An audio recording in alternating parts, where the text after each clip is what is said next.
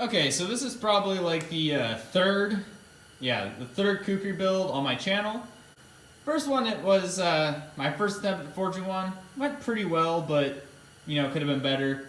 My second one, I really like the way it turned out. But well, that was over a year ago, so it's time to forge another one. But I'll probably have the tang running on the inside of the handle with no exposed things, and have the two pieces. Probably similar to that. Maybe a little more bent to give it more of the, I don't know, maybe the Spartan 300 look. I don't know. I'll do that when I actually make the blade. And it's always easier to do after the blade's made instead of just speculating ahead of time. But anyway, chunk of leaf spring, which if you've been watching for a while is pretty typical for me. I like leaf springs. They're pretty good steel to forge. I can get them at junkyard for really good price, which these days steel's pretty spendy, so that's always good. Plus, it's repurposing some stuff that's just kind of set to rust most of the time. Every time I got them, half of them probably been sitting there since before I was born, or at least before I could drive. Anyway, yeah, let's go to the forge and hammer ourselves another kukri. Because kukris are awesome.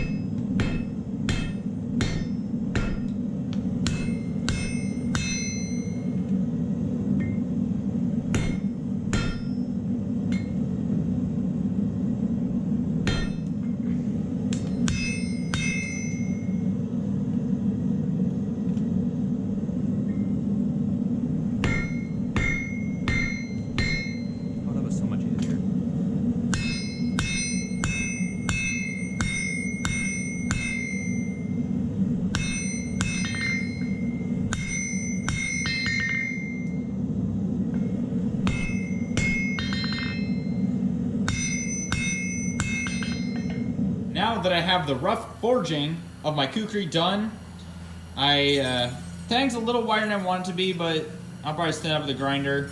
I'll probably, scoop that out to have kind of a finger hold up above the grip. That, of course, I'll make pointed.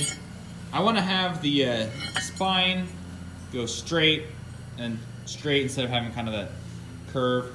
I want it to have more of the traditional kukri look as opposed to the more modern ones, which if you see a lot of them, or not all of them, but a lot of them, they kind of have more of a rounded back and then this shape here instead of the straight.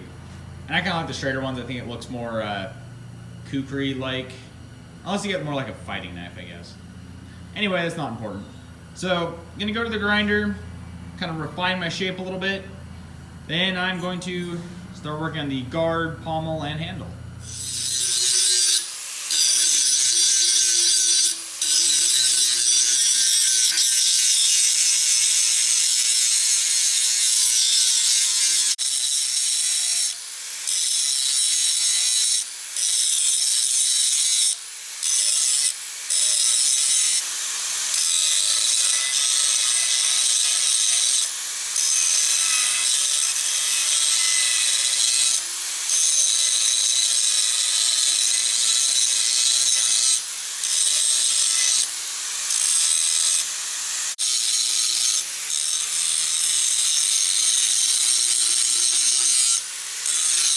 Yeah, shape turned out like perfect.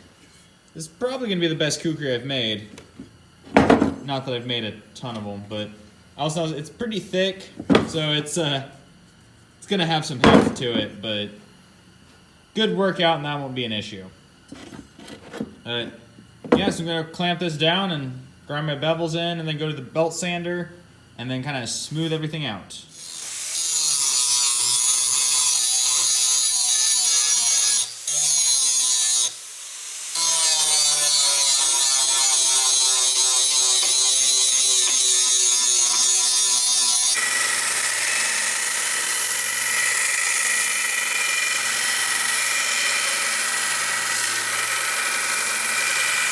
Okay, so I've selected a rarewood spike for the guard.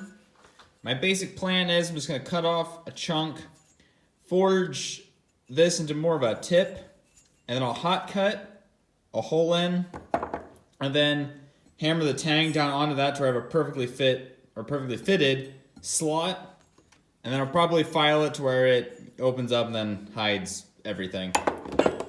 And the pommel, I'll probably just take a chunk of the steel, hammer it into more of like a similar point, but then it'll probably just have a hole drilled into it, and I'll just round that out so I can hammer it out. I usually find that's a lot easier than trying to do the custom thing like you would the top. And then the handle, once I make the guard, I'm going to take a piece of wood, selected just a piece of hickory. This is like a 1x2, just lying around, so it's a little burnt, but I'll probably either cut off a chunk that's not burned or burn it anyway. Haven't decided yet. And then drill a hole through that, and then heat this up in the forge, and then burn the hole to where it also fits perfectly. Man, I should have drank before I started filming.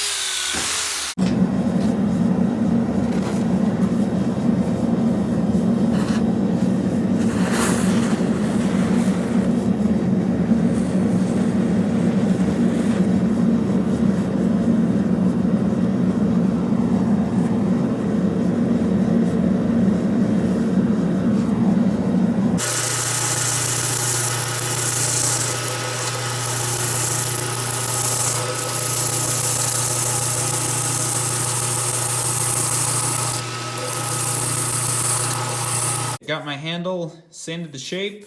I also just took some hand sanding and smoothed it out a bit.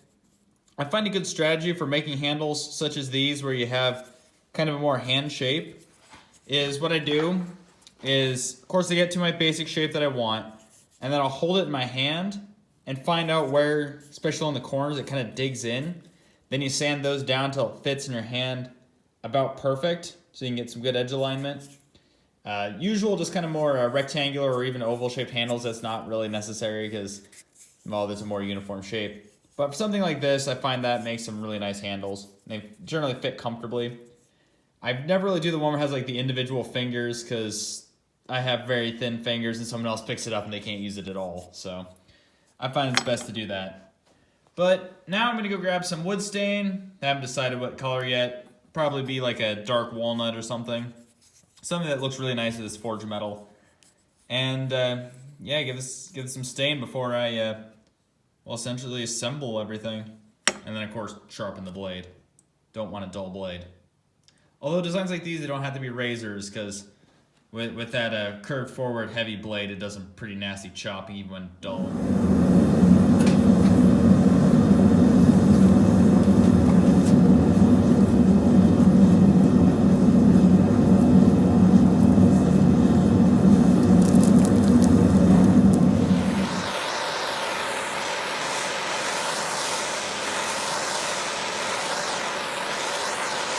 Okay, now that we have all of our pieces made, it's time for the assemble.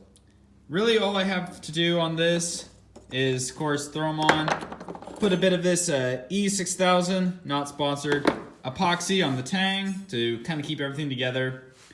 I remember when I first kind of started making blades like this, I didn't put epoxy on it and everything was loose in the end, so it's easy just to make sure everything's going to stay in place. So, yeah, just going to put everything together, epoxy it out, and then just kind of hammer out the end here to where, you know, it's not going to slide off in case the epoxy fails.